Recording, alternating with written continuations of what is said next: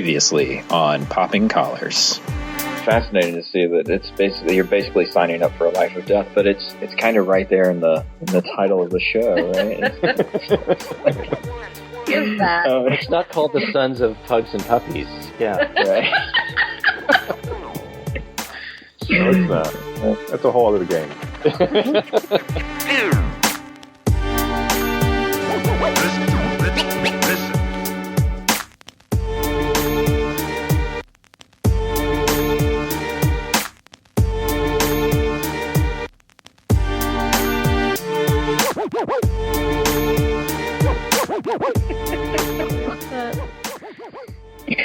Welcome to Popping Collars, the podcast that lives at the intersection between religion and pop culture. The show where priests, pastors, ministers, and religious thinkers from around the country weigh in on what people are binge-watching, tweeting about, trolling on message boards, and celebrating on blogs.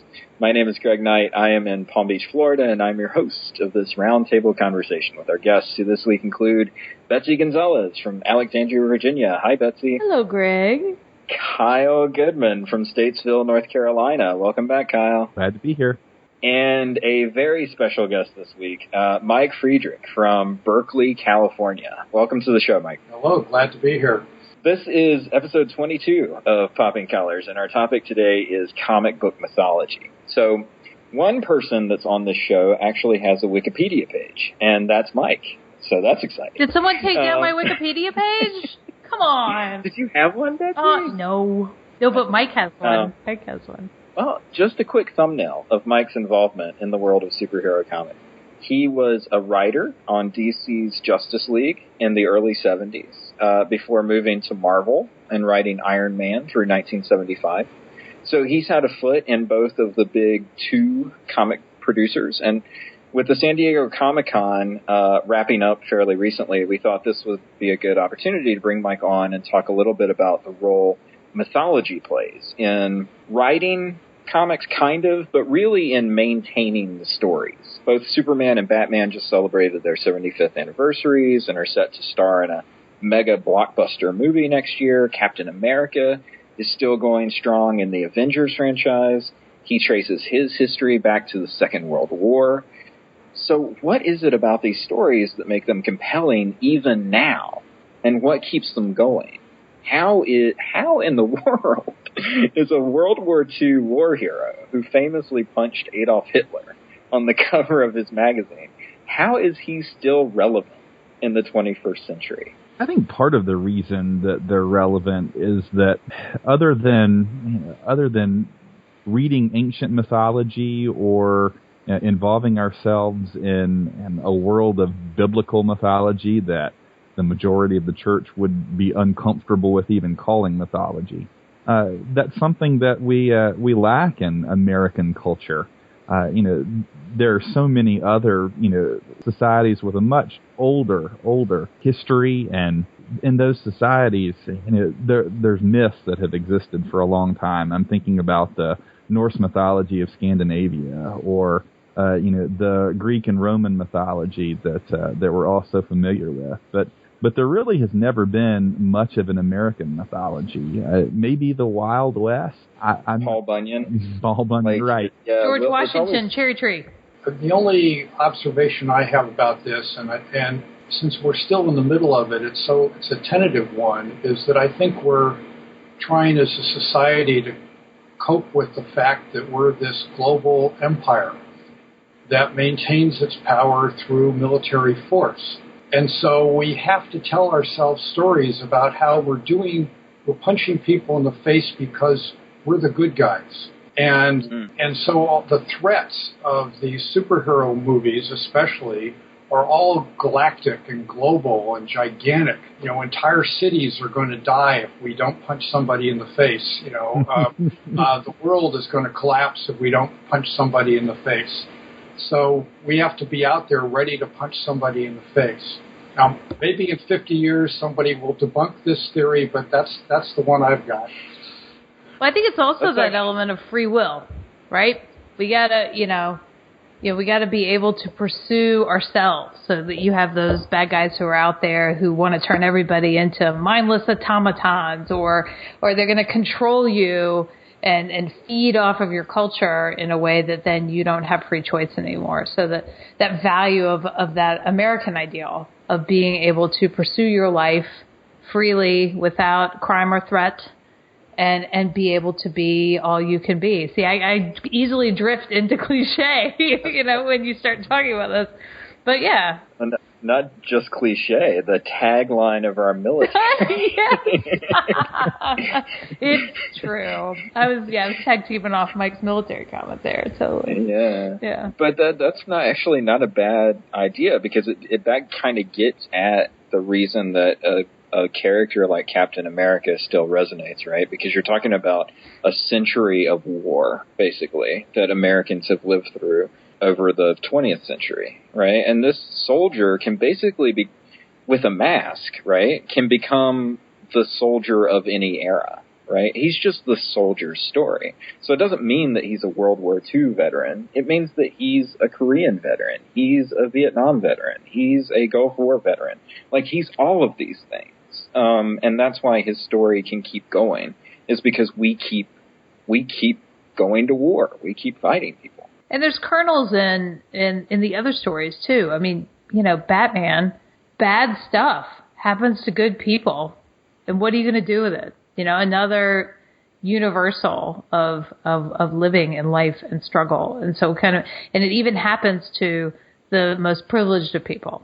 And so, well, here's how that turns and twists inside an individual, and then how that turn and twist plays out on society.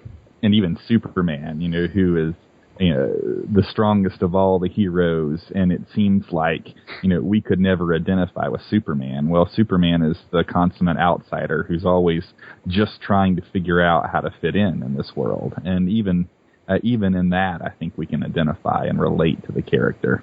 Well, Superman, which started out as a very simple character in the late 1930s, and then added a ton of layers in the 50s, having to do with this whole backstory that got augmented. They created Krypton pretty early, but did all the layering in the mid-50s, and as Gerard Jones and others have pointed out, it was really a reflection on the Holocaust, this lost world that we'll never get back, and being in a strange land now, and all this very deep stuff that was just done as a superhero story or series of stories, and yet everyone took to it. The audience was ready for it, and now you couldn't do a Superman story without it. I mean, every movie has Krypton and Jor-El and, all of those, the characters from the Negative Zone and everything else, all of which were actually 50s creations instead of 30s creations. Like, there needed to be this journey motif layered in as well. I saw it in the Supergirl reboot on their long trailer they released or whatever. There's Krypton. There it is again. Linking right, back. The hero has to be a hero for a reason. It can't just be like a guy in like a strongman costume. There's this idea that, well, he's got to come from somewhere. Like, he can't just appear. He's got to be a hero for a reason. Well, the fascinating part about this is looking at it as a canon is that it's informed the way I've come to look at our Christian canon as something that was developed over time, developed based on what if you want to call it, the audience wanted to hear. And it helps us understand the audience as well as the writers, that they're in a dialogue with each other over decades, in the same way that our comic book superheroes have evolved over the same number of, actually more decades now, but that at some point the canon closed. I mean, it would be very difficult now to do additional backstory for the origin of Superman. I mean, you could do it, but it would be considered secondary. And I think that answers in part what Greg was asking earlier about why are we still interested in stories about these characters that should have died out 50 years ago. I mean, overall, having a closed canon, so to speak, and everyone who's buying into that canon or has for for 30 years is if the canon of superheroes is closed, then we're in that same space of limiting what can be new, and really all the stories are just repeating at this point, right? It's the same villains over and over again, the same kinds of situations that the heroes find themselves in. I mean, even the movies are all derivative stories of earlier comic creations. Yeah, I've been puzzled by that and have a hard time explaining it. I mean, why they reboot Spider-Man and do the same story over again. They're on their third iteration of it in the movies now, and of course Superman they've rebooted a couple of times. I still don't quite understand, and it's probably just my role of having been involved in it so long, how superheroes stopped being a niche cultural interest and became this huge, massive representation of American society. Mm-hmm.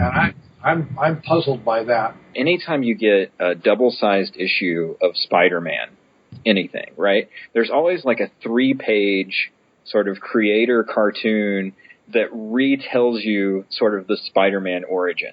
Like, I don't know how many Death of Ben Parker stories I've read in my life, but I think it's a lot. I think I've read about 100 Death of Ben Parker stories. And it makes me wonder, like, why do we have to keep retelling ourselves the story over and over again? Is it so that the character of Spider-Man is ingrained in us?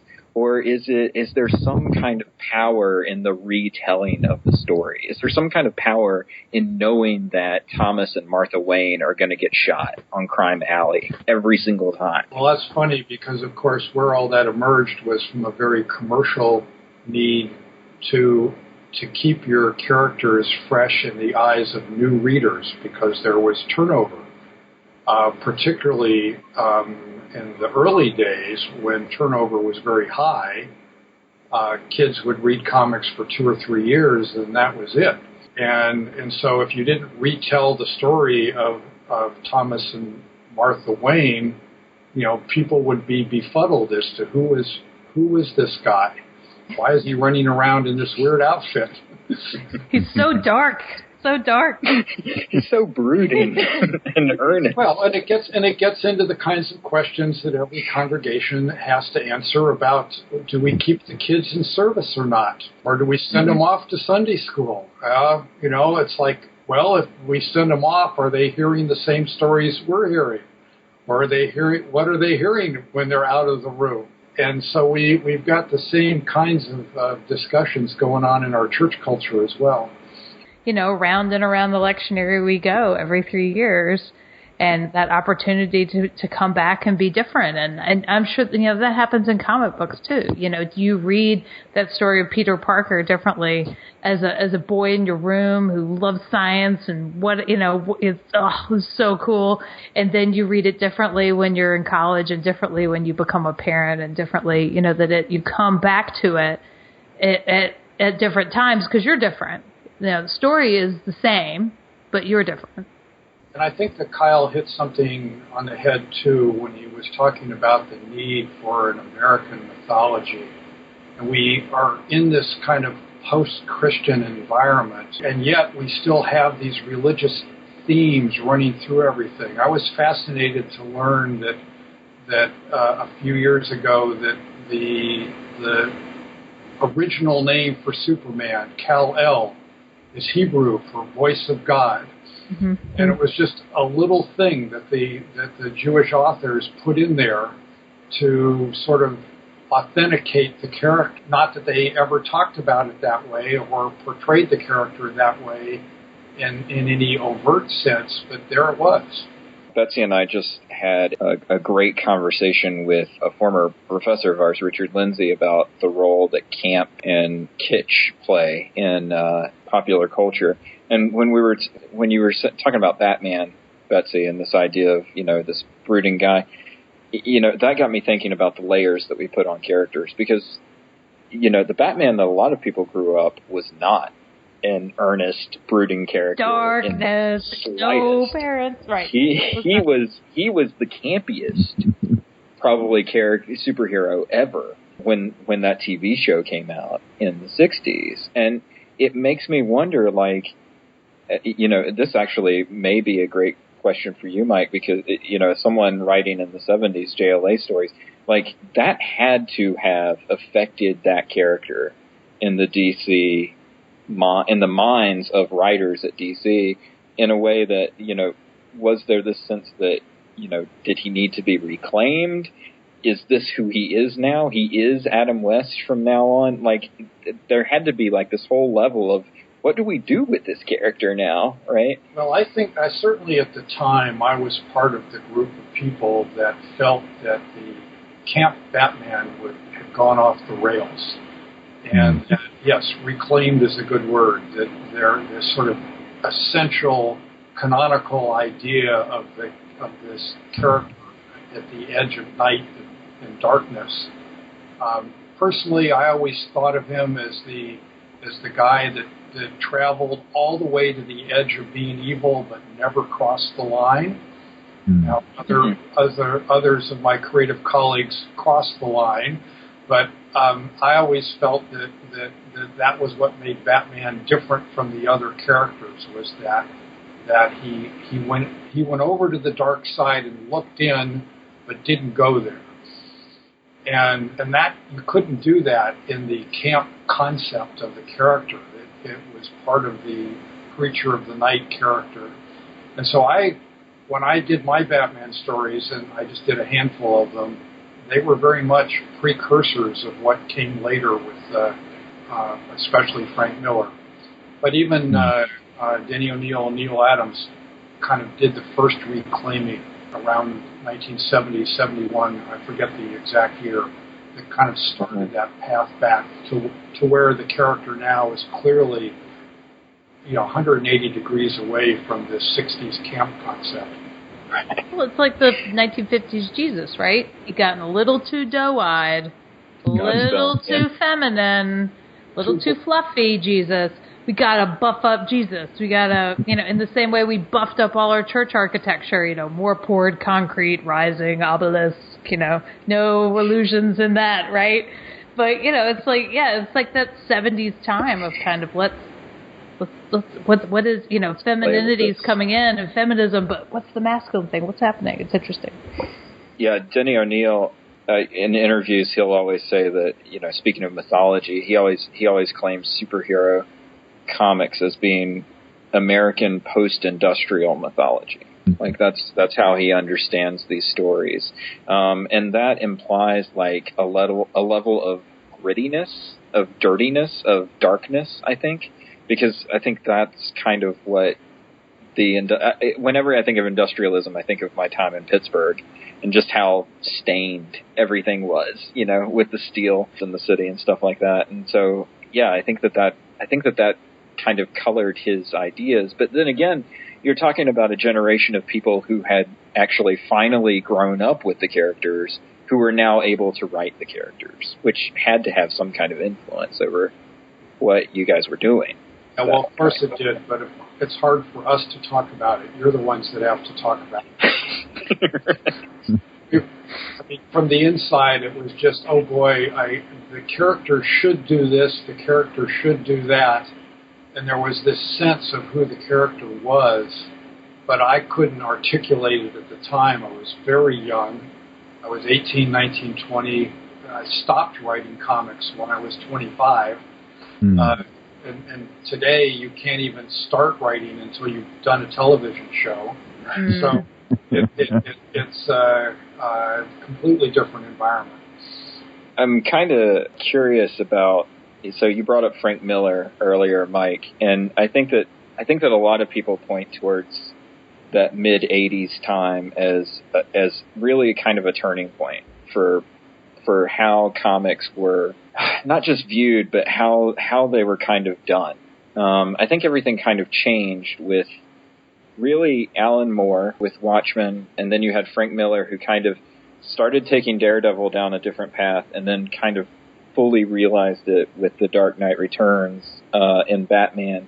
And these were really more kind of deconstructions of all of the mythology, right? So Frank Miller is stripping Batman down to the very essential parts that are left and saying, who is a man that hopes for a good death, right? Like he does at the beginning of that book. Like, who is this? And certainly Alan Moore is doing kind of a similar thing with Watchmen. It was definitely this turn of, okay, we've been writing these silly characters about these stories, but wait a second, who are these characters? And why do they have so much meaning to us? And that's where I think comics still live today. Well, it's kind of, in my view, it's very similar to architecture over a long period of time. You go through these editions and editions, and it gets more and more baroque, and then somebody cleans it all away and gets rid of all the artifice and goes back to basic, sticks. But then those get to be boring after a while, and so the next generation starts coloring the sticks and adding other sticks to them. And I think that in the 80s, the comics made that shift into fully treating their readership as at least a young adult readership and no longer a children's readership. And I think that was a good part of why that deconstruction occurred in the 80s, and why everything since then, though, has probably been slowly adding it back on. There's this natural rhythm to it, and there's no reason why comics mythology wouldn't follow the other public art forms that we have that are cultural art forms. I think that's a really interesting point, and I am a current comics reader. Seeing how there is this ebb and flow. I'm thinking about the excesses of the 90s comic books, with the big guns and the big arms and the large-breasted women and, all of these exaggerated panels. And in some sense, it was sort of an art-heavy and art-focused time in comics. And we wandered far afield in that regard, and then really, in the last 15 years, I think things have become much more, story-focused and much more, plot-driven. And I think it, again, is a reaction to that ebb and flow of what's important and what matters in comics. So I'm struck how that contrasts with society. That 80s culture was all about artifice and art and that, but what's really making it tick underneath, where there's so much surface. And then 90s, you think flannel and stripping it down, but no, we're going to go over the top on art, and there's the reactionary element too. Well, the question that I have is, how does this help us inform our Christian studies? I mean, this idea that we learn from society that we go through these ebbs and flows and layering and layering and layering, and then deconstructing, and then layering and layering and layering, and then deconstructing. Where does that take us when we look at our biblical studies? Some people would bristle to hear you talk about the Bible in any sort of mythological, because that means unicorns and Pegasuses and whatever. No, that's not what we're talking about. That inside every mythology, there's truth at its kernel. Right. And there's something that people are looking for and striving for. So kind of what is the truth that's being communicated in this extra fantastic long lives or fantastic strengths, or what is this really saying about what humanity values, what they love, and who they think the creator is? And so that kind of allowing them to move past mythology being a dirty word, being a word that means fake, to being, it actually means something much, much different and much, much deeper. So don't dismiss it, embrace it, and dig deeper. No, I totally agree. I think, mythology, is a way of us using a common language to get at truth. It strikes me is interesting that even the book of Genesis itself is a combination of different mythologies, or at least different worldviews. All of the historical critical folks talk about, the different authors that are really speaking through Genesis and the rest of the Pentateuch. And the ways that those different voices, whether it's the J voice or the E voice or the D voice, kind of bringing their own different perspective. And so you get, just as a for instance, in the first 2 chapters of the book of Genesis, 2 different creation stories told, for different reasons and different voices, and yet, somehow they seem to be blended together, not seamlessly, but blended together in one book to tell, the creation story of the Hebrew people, and which is backed as two stories that don't exactly perfectly line up, but both have value, and both have value beside each other, complementing each other, perhaps. Yeah, they got a little better in the Noah story, right?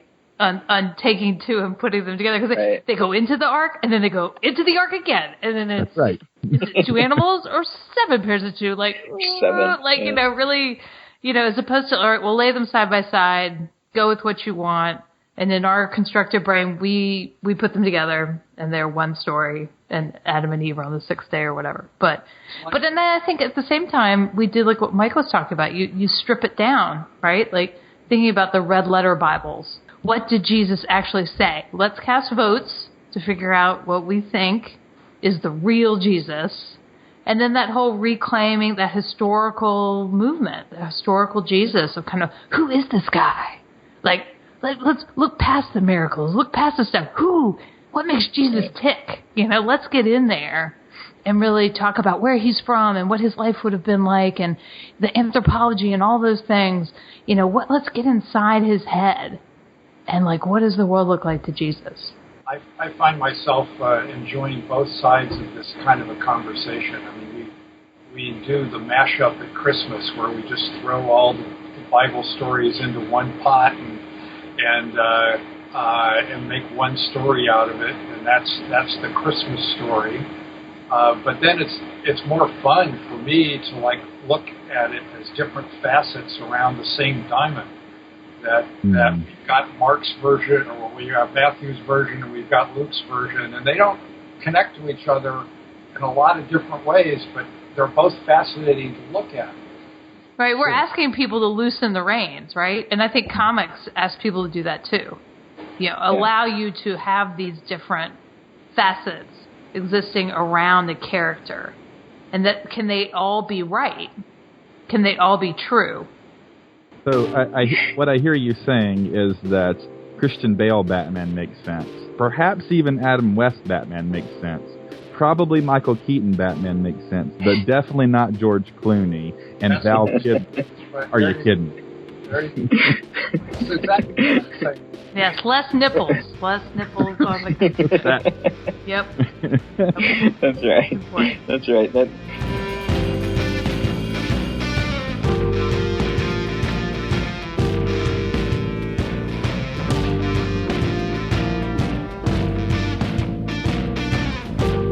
What did you have in mind? Should I think of everything? Well, I'm already blind, and that's how I do things. Old story and the same old song. Old story and the same old song.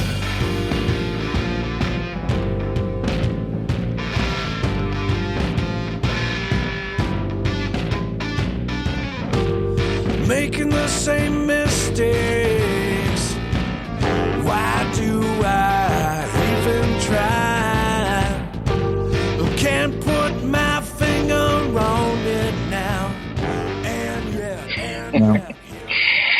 Well, let's do our Going Pieces segment. This is our opportunity to tell people how they can get in touch with us and how we can get in touch with people. Our opportunity to plug our websites, our blogs, our Twitter feeds, whatever it is that you've got. So, Kyle, where are you? What are you doing? How can people get in touch with you? Well, I'm Kyle Goodman, the pastor at Concord Presbyterian Church in Statesville, North Carolina.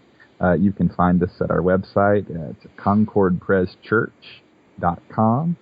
Also, you can find me on Twitter. I revived my Twitter account today in honor of having Mike on Popping Collars, and I even sent out my very first tweet. Yes, there's only one, but hey, I did it. So you can find me on Twitter at Rev Kyle Goodman. And also you can find a lot more than just one tweet on my Facebook page. Betsy, where are you? What are you doing? How can people get in touch with you? Right now, I'm on summer vacation. Yay! No, I'm a school chaplain, so this is actually summer, right? So I'm a chaplain at Episcopal High School in Alexandria, Virginia. But I'm on Facebook. I'm also on Twitter at Betsy_Gons. Mike, where are you? What are you doing? And how can people get in touch with you? So I live in Berkeley, California. I'm a deacon in the United Methodist Church. So I figured it was about time to get the Methodists on your show. Absolutely. I work for the California-Nevada Conference Bridges District. So I work between the San Francisco Bay Area and Sacramento, doing a variety of different kinds of ministries. I won't go into too much of that, but one of them is the so-called Jubilee Initiative, which is a micro-lending operation, community lending operation for local churches. And then I also am supporting a village in Palestine near Bethlehem called Wadi 15 that is in danger of being exterminated by settlers. So those take up a lot of my heart.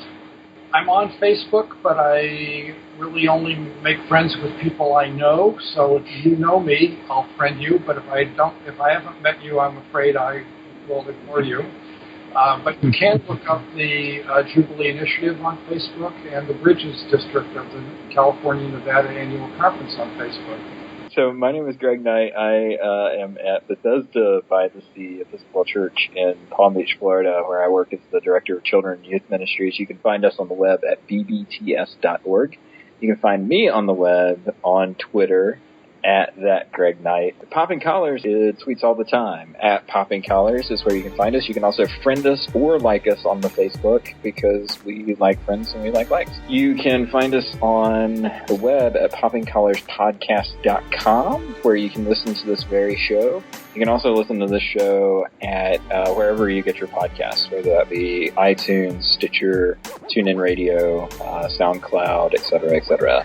If you do find yourself on iTunes, throw us a rating and say something pleasant about the show. And also, our podcast is featured each and every time we have an episode on EpiscopalCafe.com, which is a lovely site where you can learn more about the Episcopal Church and beyond. So we love Episcopal Cafe and we recommend their site to you. And so with that, that's Popping Collars for this time. Thank you, Betsy. Thank you, Kyle. And thank you, Mike, for being here. We'll see you next time. Keep those collars popped.